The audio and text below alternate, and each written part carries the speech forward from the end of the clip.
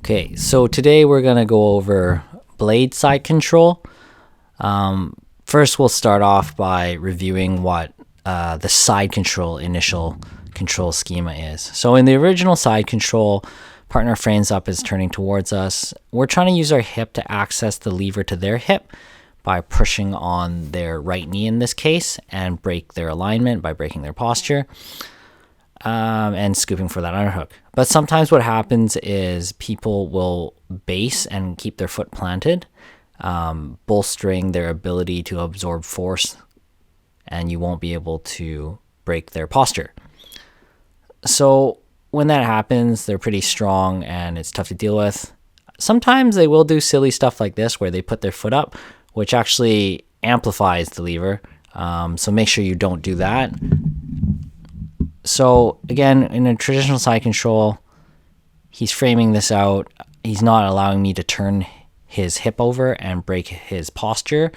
So I have another option, which is to transition to the blade side control or side control position. So first I'm going to drop my hip and I'm going to lean back so that now my body is straight up and down.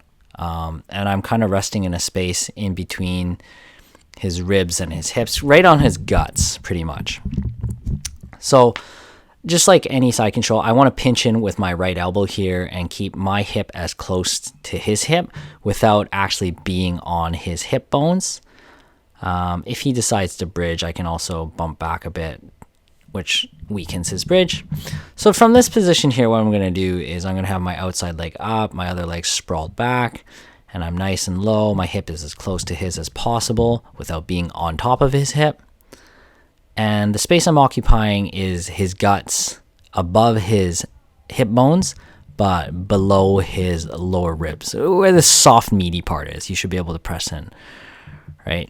So what I want to do is occupy that space, and then I want to apply as much pressure as possible to encourage my partner to make a mistake so I can capitalize and either transition back to the original or a different pass or different control mechanism. So again, my right elbow is pinching in really nice and tight.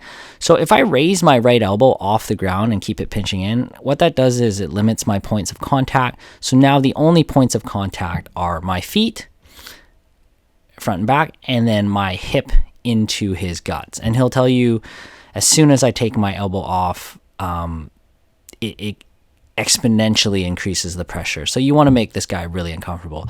Just like with the traditional side control schema, your goal is to tap this guy here, right? It seems silly that you're going to tap somebody with side control, but if you get enough PSI into their guts and they release tension, you're going to just hammer right into their stomach, and it's very uncomfortable. If you're a larger person against a smaller opponent, you can absolutely tap someone. It's going to be a long time though. It's going to take like 2 minutes to tap somebody from there, so not necessarily a reliable position, but very uncomfortable.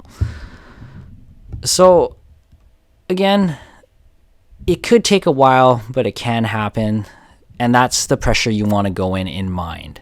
Right? So there's another variation of this where if somebody frames very hard against you and you're up in this blade side control, you can come over top.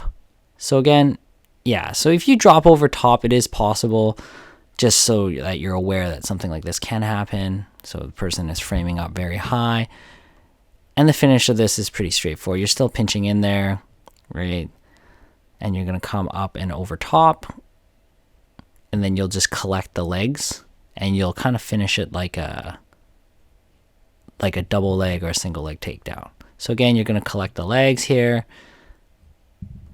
And most likely what's going to happen is if you do this and you apply enough pressure with your shoulder, same into that spot where the guts are, it'll open you up so you'll be able to turn the knees away and break the posture and return to your original side control schema that we reviewed before.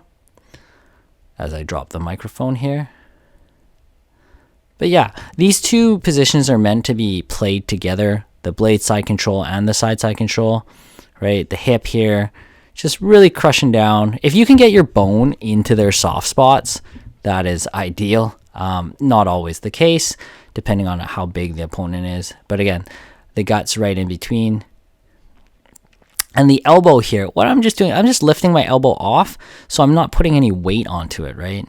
So if I have weight on my elbow, then that's going to be something, or a location where the pressure bleeds out.